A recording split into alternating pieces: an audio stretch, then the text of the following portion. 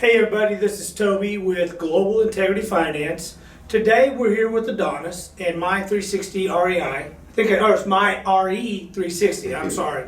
But we're here going to talk with Adonis. We're going to talk about what he has done in this industry, where he started, where he's evolved at today, and where he's going. He's got an amazing program. It's all about education. We feel that this is a huge part that's missing with our clientele. And so we brought Adonis in here. We're going to talk about him, where he started, how he's evolving, and where he's taking this to the next level. So welcome, Adonis, to the show. Thank you. And so let's just start with that. Tell us who you are, what you do, where you started, and where you're going. Sure. So my name is Adonis Locket. I am the Director of Operations and the founder of Locket & Homes, the real estate investment firm. I'm also the Director of Operations for MyRE 360, pretty much a tech startup that's automating real estate investing to a simple push-button concept. Gotcha. So my background is electrical mechanical engineering. Really? That is correct. I did not know that. So I actually moved to Texas working as a rocket propulsion test engineer with Lockheed Martin down in Grand Prairie. Correct. Really? So that was back in 2009. Pretty impressive. So I moved down in 2009. I worked maybe for about a year and a half, and then I quit engineering in 2011 to focus on real estate full time. Okay. So what prompted you to get into real estate? We'd just gone through the big crash. Why would you want to dump into something that just ain't? you know what's funny is the infomercial during the big crash. Hey, I'm a plumber with no education. I make millions in real estate. And I remember, and it got me. I was like, hey man, if that guy can be successful in real estate, right, so can I. So the plan was just to be an engineer, do real estate on the side, have money to fuel 1 or 2 real estate projects, gotcha, and just kind of ride it out and just see where the wind took me. The irony about that was that when I did my first deal, I bought a house at the end of 2010. 62 days later, I sold it, and I made more in that one transaction than I net in a year as an engineer at Lockheed. Yeah. So from there, I remember it vividly. I was looking at a check. So one thing about what I did, I loved what I did as an engineer. I hated my job. Right. Right. I'm the classic tale of someone that likes what they do, but the people around you, and more importantly, the environment wasn't right. It wasn't. Right. And so I remember I was holding a check, and my cubicle has my back facing the opening to my cubicle. My supervisor walks by. He's standing. I can see his reflection in my monitor. He stands there for like 30 seconds and says, if you spent as much time working as you did daydreaming, you may get something done. Walk off. So this is about 11 o'clock in the morning, so I got up, packed my stuff up, and I just took off. Wow. Didn't tell anyone. Just walked out. Came in the next day and put in my notice. Gotcha. Right. And because I figured if I could make, my net annual income in a few months part-time, right, then imagine what I could do full-time. Absolutely. And as cool as that story sounds, it was the worst decision I've ever made. Okay, let's peel that back a little bit. Right. So why is that? Because I just heard you make a bunch of money in 62 days. Man, I'm walking out the door and I'm going to go flip houses. I'm going to go flip houses. Yeah. It's a fairy tale. As everybody story. sees it on HGTV. That's exactly how it goes. Boom, boom, boom. If Adonis can do it, by golly, I know I can do it. So right, let's peel that back. Until the camera turns off. The problem was I convinced myself, me being as smart as I was, that I could just jump into this and then just nail it. If I work hard enough, if I just out hustle and out grind everybody, then of course the deals will come in, I'm gonna make the money. Right. The problem is I didn't properly prepare financially for that long haul of no income. The in-between. The in-between. I didn't properly expect that the difficulties were cyclic. Okay. So I took, my first experience was when you thought that was the norm. That's the norm. Yeah, I can do this every 3 or 4 months. I'm charismatic, I'm a salesman, yeah, I'm smart, man, I could knock this out 2 or 3 months and I'd be good to go. Right. The problem was that, not to say that deal was a one-off, but I hadn't been through enough to understand that deal was not typical. Very unique. Right. Very unique. So, so I ended up spending the first several months exhausting all of my credit cards, savings accounts. I hustled, I marketed, I ended up liquidating my 401k, Ouch. and 6 months in, I'm now just securing my second or third deal, first one only made me, you know, $5,000 or $6,000. And I've spent, you know, most of my postgraduate career living a paycheck every Friday. Right. Now, having gone 5 months without a paycheck, and I just saw it spiraling.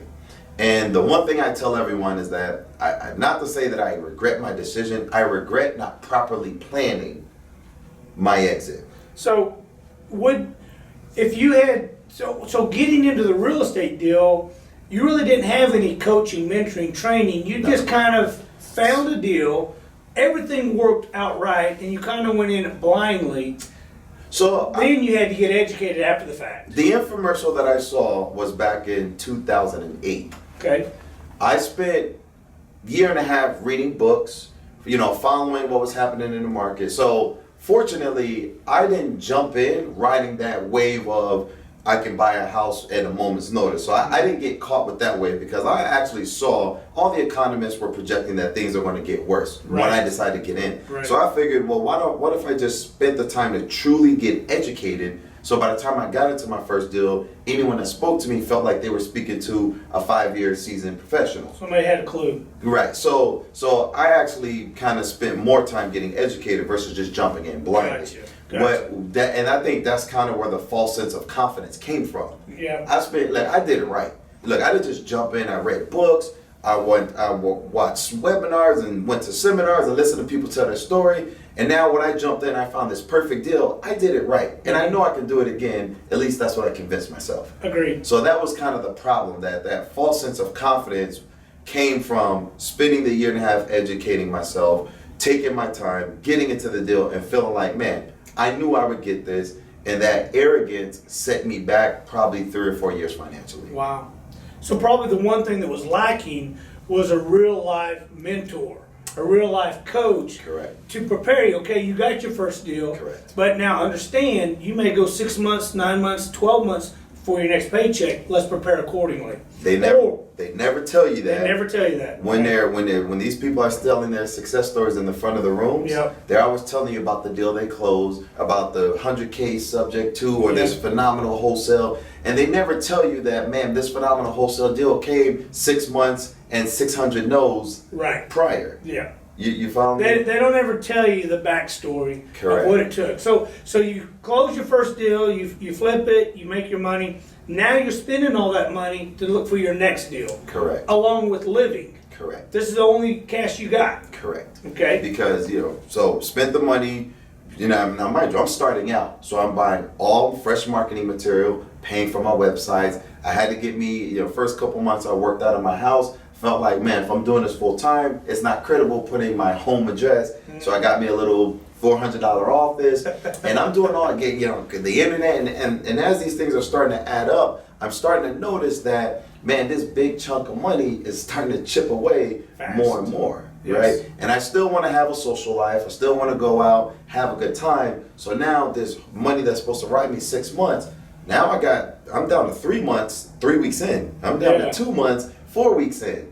And that's when the realization came in that, man, I may have gotten a little bit over my head without planning properly, without educating myself, not on how to find a deal, but how to run a business. How to run the business. Exactly. That is the key element. Like we say, a lot of people get lucky. Right. They find a good project, they flip it, they make some profit, but they don't know how to manage the business from that stage. Exactly. There's so many more variables to it. Right. So what'd you do next? So what I started to do was I figured out that flipping houses isn't going to come quick enough. So I started the Easy Qualifier, the EQ program. And essentially what that was, I started a credit repair business to help you get qualified to buy a home. So one thing I learned in my first flip, when I did an open house, 42 attendees, I think 35 of them couldn't afford the house because they had bad credit.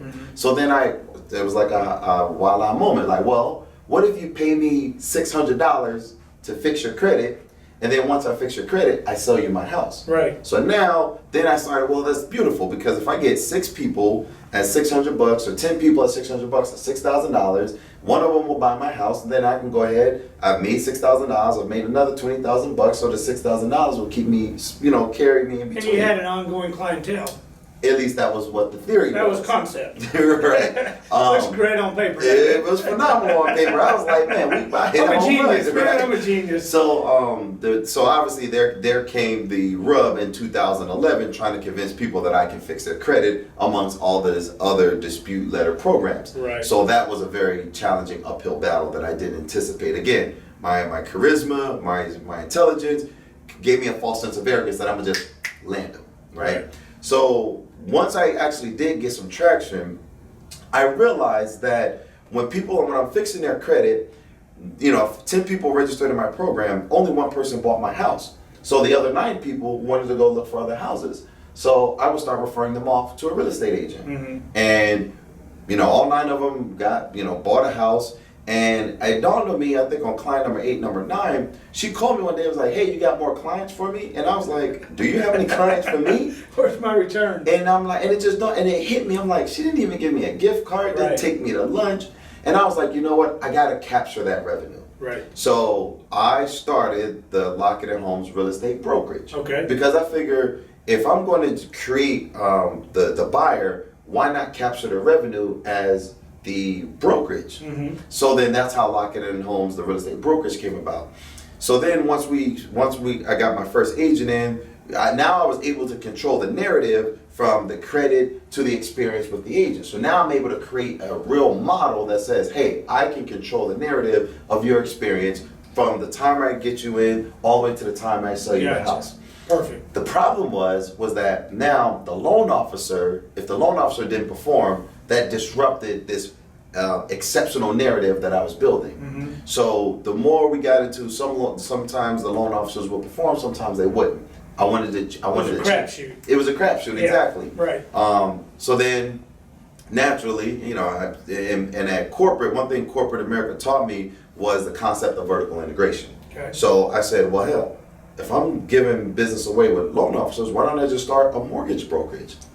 So then, Locket and Homes, the mortgage brokerage, was comes into play. Exactly. So now we are a credit repair, mortgage lending, real estate brokerage company. So now I completely turnkey. Right. So now I was able to start double and triple tapping our revenue. We make money on the credit, we make money on the agent commission, we make money on the loan. Okay. Every client over. So man, I'm riding the wave. So as I started getting good in finding houses, the more clients we got and the more clients I got qualified, I needed to produce more houses, right? So now I was able to start scaling my house flipping business. Okay. So now I'm starting to get a little bit of traction. I'm getting a little bit of reputation in the local market about a guy that's doing a fair amount of volume. Now, because I was buying from wholesalers, right? I spent the first 4 or 5 years buying from wholesalers. Then the market started shifting. It started becoming a seller's market. Oh yeah. So right. We're now in what, 15, 16? Right. So now we're coming into like 14, 15, mm-hmm. and now the wholesalers are starting to really take all the meat off the bone. Taking all the equity All the equity. With no risk. So what I found I needed to do was start cultivating my own leads. So I got rid of the wholesalers. I started, and I was the guy dropping bandit signs in the middle of the night. Mm-hmm. I was the guy who had flyers in the laundromats. I mean, any strategy you can think of having someone call you to say, hey, I want to sell my house, I've done it. And I would spend sleepless nights, literally working the business during the day, out in the middle of the night dropping signs as far north as Frisco, as far as south as Waxahachie, everything in between Mesquite and White Settlement. So big territory. Right. And mind you, it's me and 1 or 2 people that I was able to get kind of somebody we're able to have them drink the Kool-Aid with you. You're exactly right. And so the cool thing did they know. Right. And here's the thing. So once I got someone on, I'm like, hey, you got to go out and hammer the signs now. Like, so I wasn't doing the little bandit signs where you push. I was like, you with that spike and the hammer nailing this stuff. So stakes. Right. So because I got good at finding deals, it got to the point where I financially couldn't handle the number of good deals that were coming in. Okay. So naturally, started wholesaling. Mm-hmm. So then I just out of the blue, I look up and now I have a wholesale division where people are calling me saying, hey, you got another wholesale deal? Mm-hmm. So boom, now I have another model, I have another avenue to generate revenue in the wholesale model. So same thing. So now I'm like, okay, well, wait a minute. I can be the agent buying the deal, now I can wholesale the deal. Boom, I'm killing the game. So as we started giving out, started doing more and more deals, of course, I'm referring my buyers out to a hard money lender that I trust. And then it dawned on me. Why not be one? So it took you a while to realize you don't have to outsource everything. Right. And so then boom, it just hit me. Yeah. Why am I giving the loans to someone else? I need to be a hard money lender. So then now I'm really understanding the business. So I'm actually creating departments now. Right. So now it got to the point where I actually separated the consumer division of Locket and Homes and then the investment division. Gotcha. So now I'm at the point where the number of deals I'm sold, I can hire an employee, then two, then three.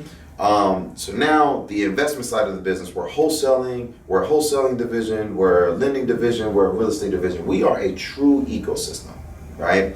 And once I actually started putting that out on social media, colleagues that I went to school with, people that I've met over the years, started reaching out. Hey man, I see that you're doing a whole bunch of different stuff. Can you teach me? Right. And so my thought was, I was always the one to just take the time. If you wanted to learn real estate, let's go to lunch and I'll do this with you twice a week. I don't want anything. I don't want money. Right. I just want to see you succeed. Be a mentor. Once I saw how important this information was, but then two, how much people were paying for it, I decided I didn't want to create a paid education. I wanted to create the name of Locket and Homes. And so this is what I started offering. I will teach you all parts of the business. I will give you all avenues or resources that are available to me if you operate under the Locket and Homes brand. Gotcha. So I was able to expand from California and Texas. These were my two offices I was going back and forth from. I went from 2 offices to 5 offices literally in like 3 months. Wow. Once I understood that people were willing, once I understood the barter system, right?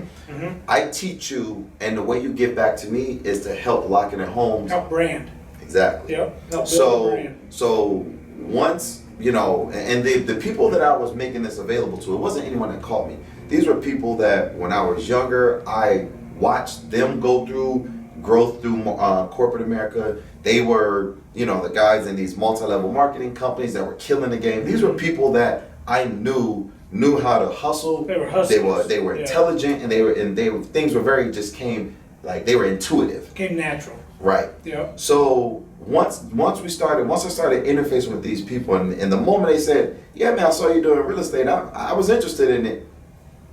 3 months later, I had an office open. Right. And literally in 18 months, I went from 2 offices to 8 offices. Wow. In 18 months. That's outstanding. Right. So let's move into my RE 360. So that's got to be the next move. It is. So what I've learned, and so once I had these offices open, the focus became flipping and hard money. The other stuff became secondary because it was a couple dollars here, a couple dollars there. Flipping houses was big monies and finite in short periods of time. Hard money was very little output with a lot of income. Right. And one thing I've learned is that I had the entire company nationwide, Locket and Homes, pushing hard money. And the more people that I met, the more I realized they're just so lacking in the core understanding of how to navigate a real estate deal. Okay. Meaning that they knew how to get a deal, but they had no idea how to structure the deal financially, how to manage the expectations from their vendors, their GCs, from costs. And I found myself spending more time teaching people what they should do on structuring the deal, on, hey man, your rehab budget will have you upside down on a sale.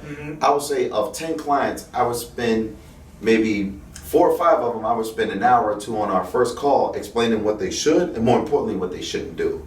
And that's when I realized that there was a void in education. Gotcha. So, but wasn't this, kind of goes back to your first deal, the hard part wasn't finding the deal or putting it together, it was running the business. Correct. Right? Correct. So this kind of brings you back to, hey, I experience it, I'm seeing it, it's not just me, it's nationwide. Correct. And then that's kind of what spawned the whole, man, like, these people are are going to these meetings, but they're learning one subject a week, Right. once a month, once every 2 or 3 weeks. The information isn't coming quick enough for them. By the time they get to the next one, they forgot what they learned on the last one. Exactly. Right. So another thing that I realized was that these same borrowers are calling me, asking me, can you refer me to a GC, a title company?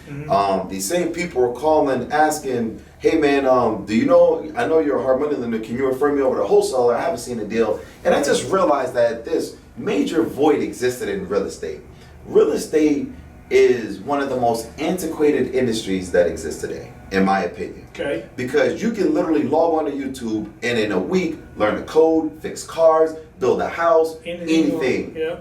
Except Real when you Google real estate, the information is so vast, it's so opinion driven, it's really difficult to nail where to start. And to feed on that, it's like your first story. It's my success story, but it doesn't give me the meat and potatoes, and it doesn't tell me how many times you failed after that. Right.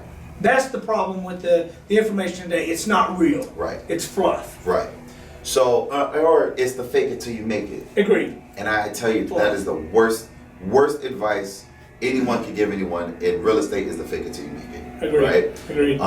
So the thing that I realized was that we're in the industry. I'm 7 years in the business, still flipping houses, and I'm calling around, can you refer me over to a title company agent? And I was like, why do I have to work so hard to learn when you can learn everything everywhere else? Why do I have to work so hard to find a vendor to find a deal?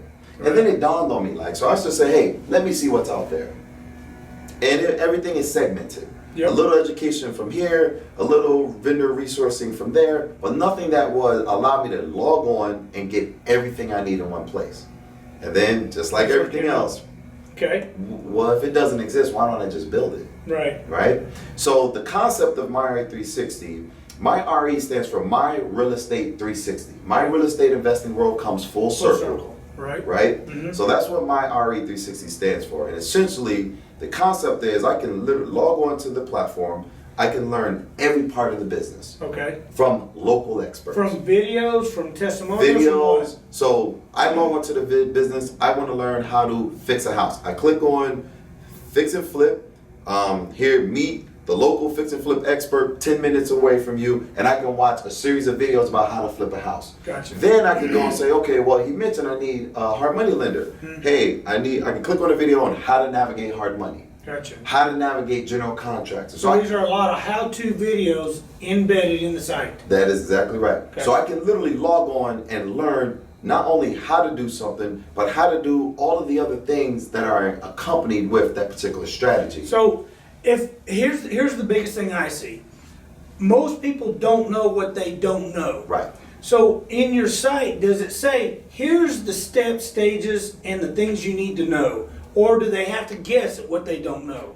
So the cool thing is, we make it very kind of 1, 2, 3-ish, right? So the first thing you want to do is, we tell people, figure out a strategy that you relate to, based on your experience or your time availability or your cash, whatever.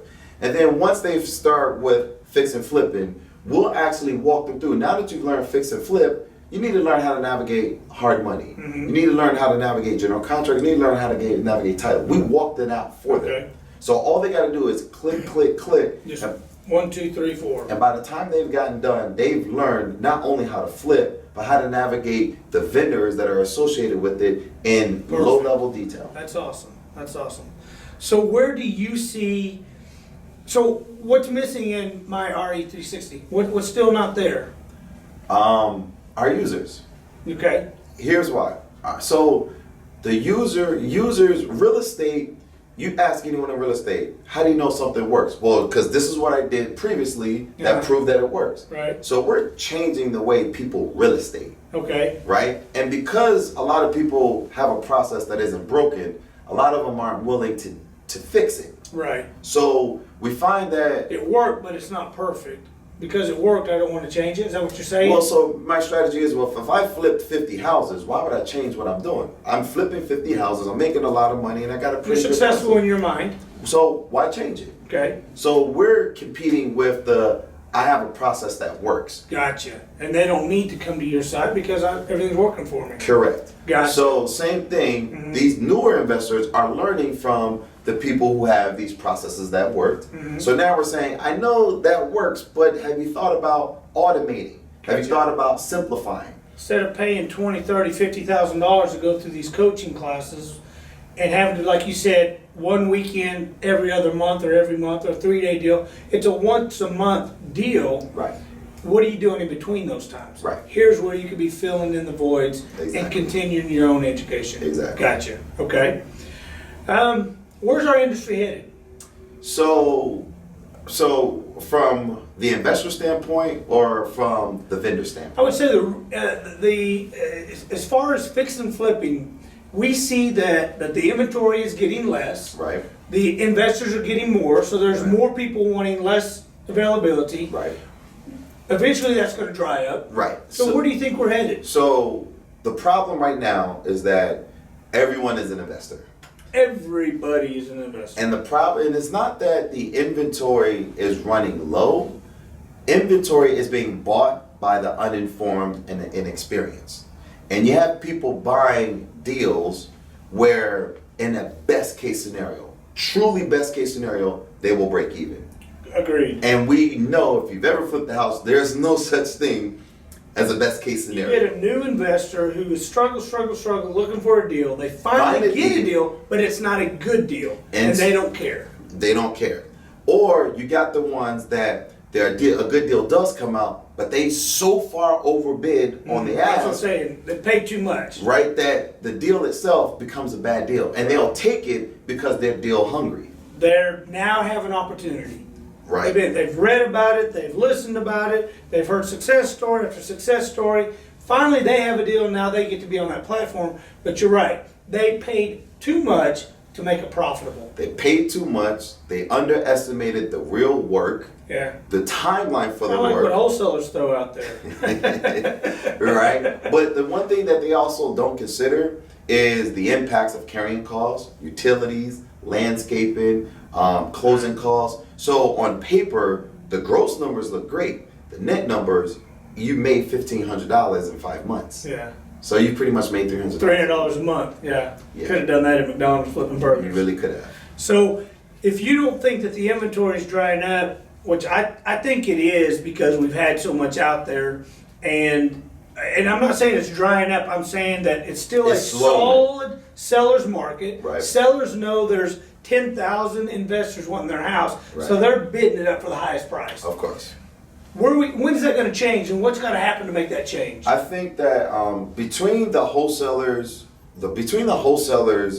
kind of cannibalizing the profits, you still got the GCs that want to get rich on each of the construction. So a normal paint and floor job on a 1,000 square foot house was running $25,000, which is insane. But if you think I'm Be joking, at $3,000. it should be. This is a $7,500 turn in the best Yeah. case, and you got GCs coming in quoting 15, 20,000 because now the GCs want to get rich on every deal as well because they know the nature of the market. Right. So by the This time may be my last deal for a while, so I'm gonna make all I can, just in case the market dries up. right. So now by the time the investor gets to profits, this is why their hunger keeps growing because they get priced out by the wholesaler, by the GCs. Yeah. So I think that ultimately what's going to happen is it's just going to plateau out. Yeah. Right?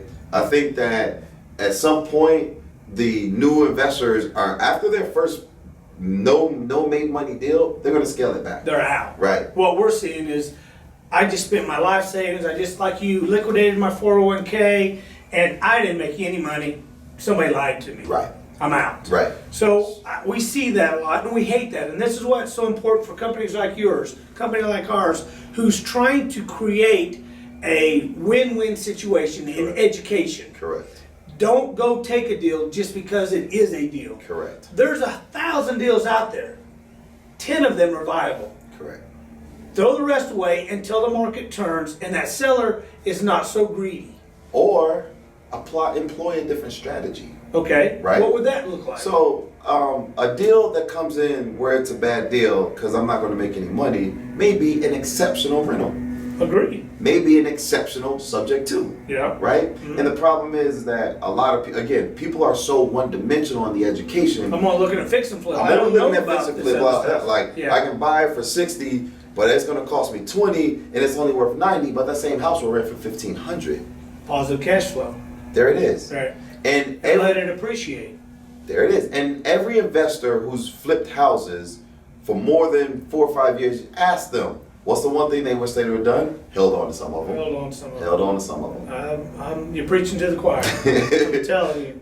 I have So flipped you had- numerous houses, and if some of those that we sold just to get out off the books, could have kept them 10 years later, be worth the free and clear number one, positive cash flow, and double my money. Here's the thing, not even 10 years in certain submarkets in Dallas, for example. Mhm. I bought a house in Southwest Fort Worth for $69,000 in 2015.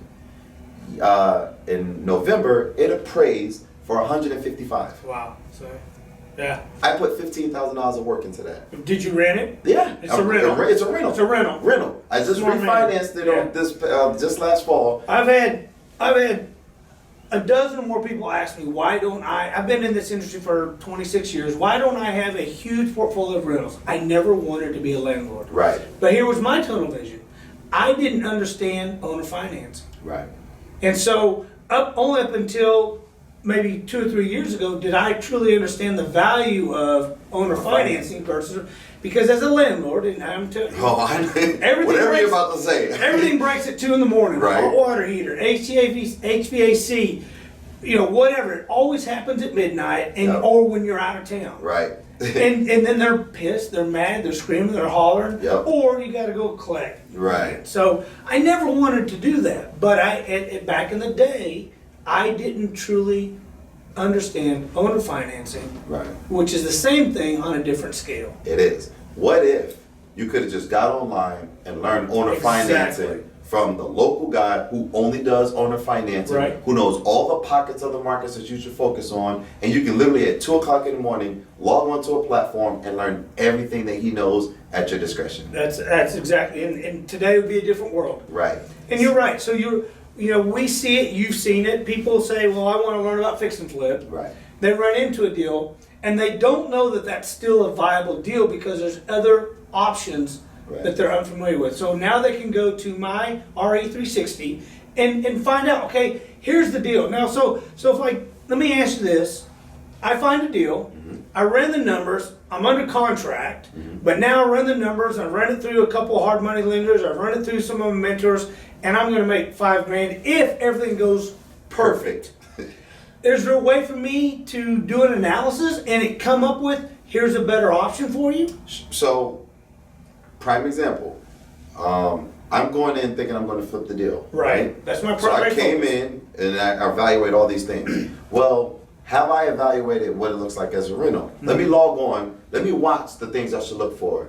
Let me consider, because in our education, our educators will bulletize when you walk into the house, look for this. Right. Run your rent numbers here. Get your walk scores. Get your crime rate. So the education tells you to the lowest detail what you should look for. Okay. So I could spend an hour, watch the rental education, and then know whether I have a good rental or not. I could spend an hour, watch the subject to education, and know if I have a good subject to. So I can literally go through and not just skim through a couple paragraphs. I can literally learn the intricacies of it in the course of 45 minutes to an hour and a half and know if my deal are either one of these strategies. That's awesome.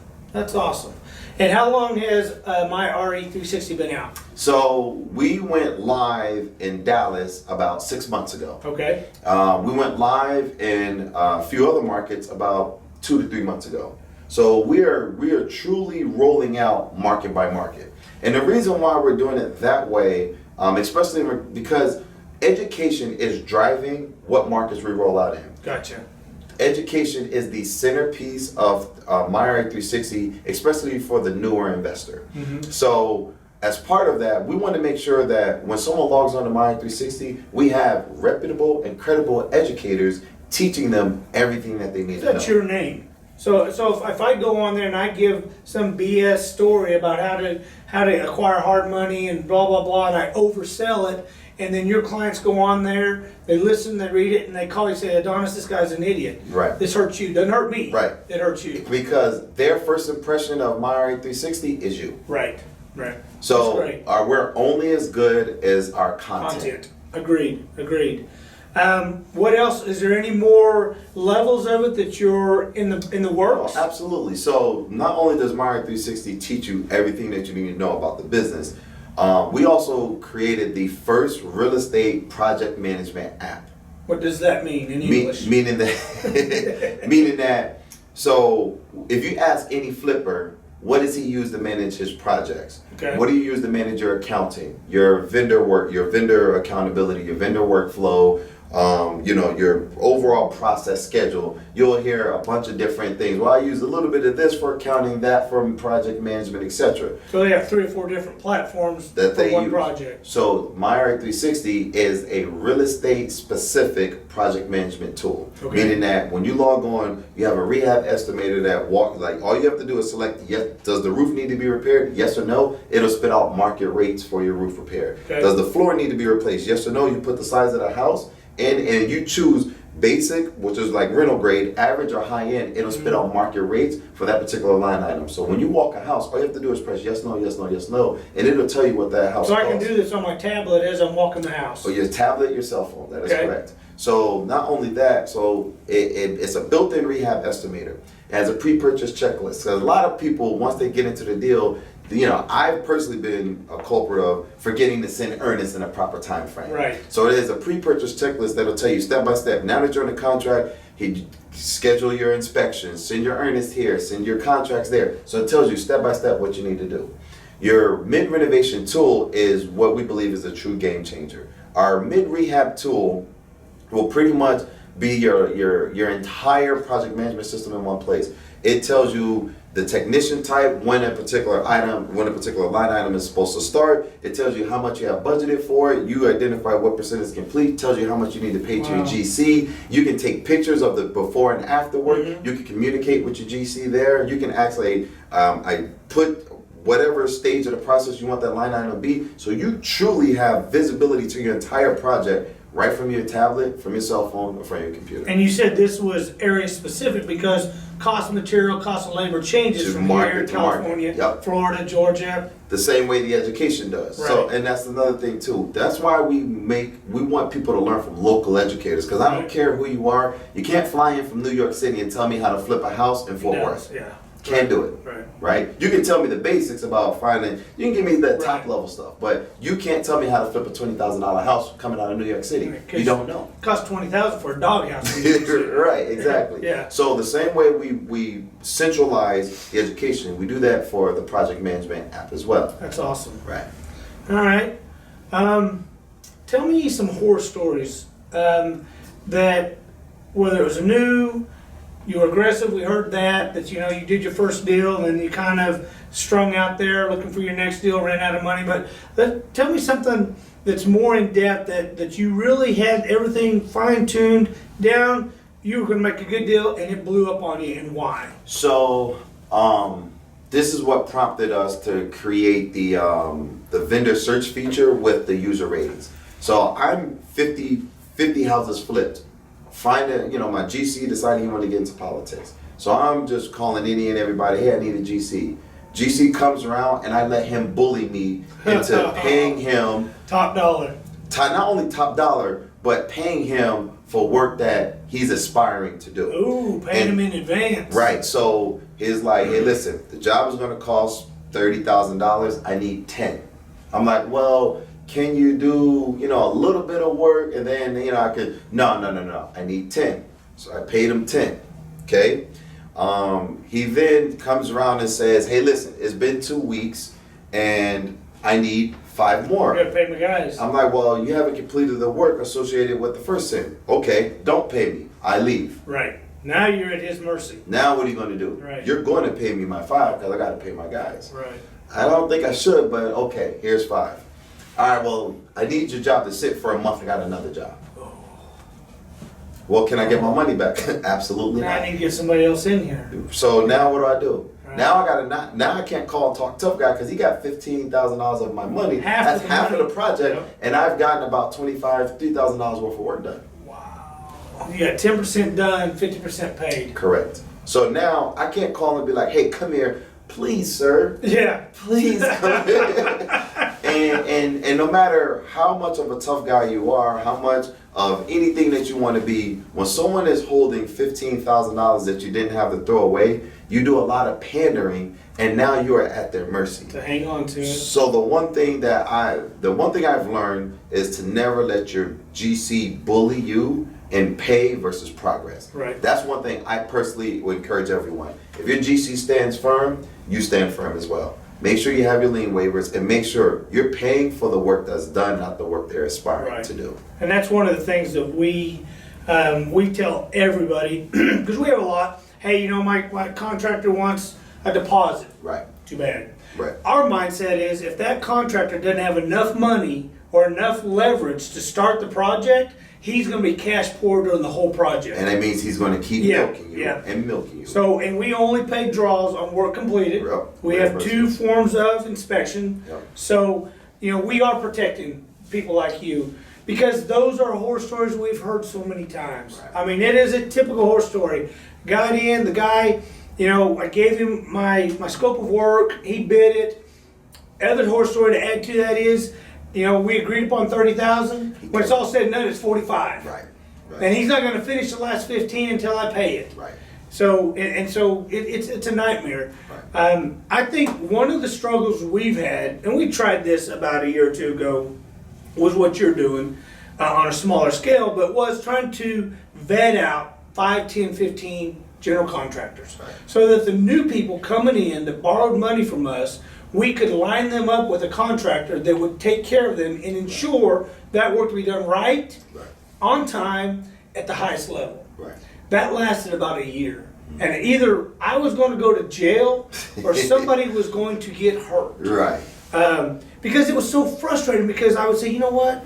Like Adonis, I vouched for you. Right. I told this client that you would do good work. I told him you would be communicative. So I vouched for you. Right. And you're not doing it. Right. Well, I'm not getting paid enough, but you bid it. But you accepted. Right. Right. So just man up and do it right. Right. We had so it caused us not only to lose faith with the clients because we were giving them they thought we were getting something off of the contractor, so we were buddies, and we could explain that, but it caused this person now to be mad at us. It caused our reputation to be bad. Finding good GCs it's the second hardest thing a flipper will do. First one is finding a good property. Right. Finding the right deal is one of the hardest things they'll do. Second one is once they find it, is finding a good GC to meet budget, meet timelines. And that's why one of the education modules on my 360 is how not to get screwed by your GC. Good. So we actually have the head of one of the more reputable GC companies in Dallas Metro teaching how not to get screwed by your GC. And he's not teaching how not to get screwed. He's teaching you how to navigate the conversation. How to manage that Right. side of the business. Right. Perfect. So, and again, that's one thing when you're learning how to fix and flip and you're learning how to get the money and you're learning all these things, you're not learning how to deal with people. And most of these people have never ran a business. Right. They've worked for corporate America. Right. Somebody's told them what to do and how to do it. Right. Now they're trying to step out into the entrepreneurial world and be self-employed Right. with no guidance or direction. Right.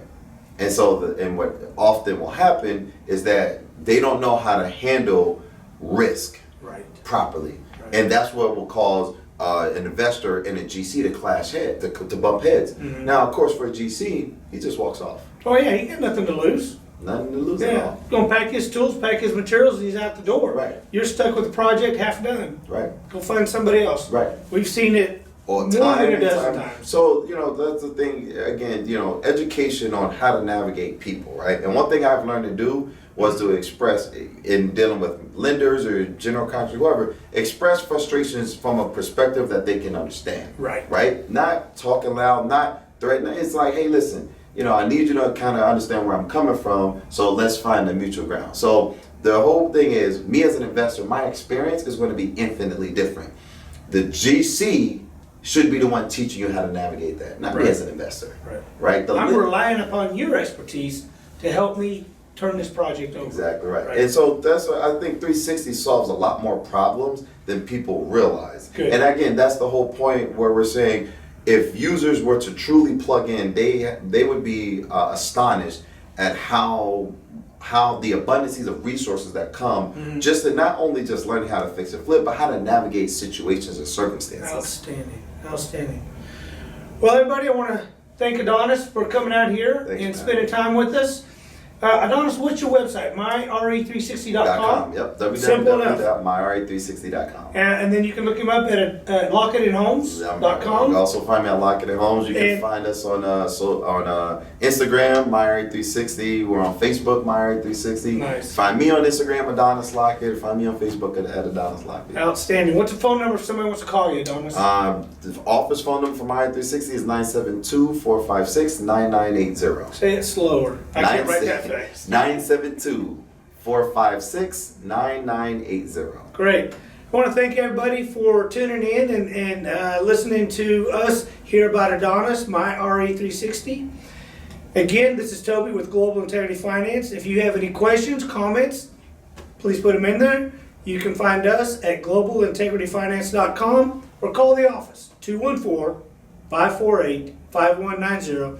Thank you and have a great day. And they can find you on MyRE360 teaching That people. is true. We're in there. So Toby will be on MyRE360 teaching people how to navigate a hard money loan. Perfect. Outstanding. Thank you so much, buddy. Thanks, Appreciate it.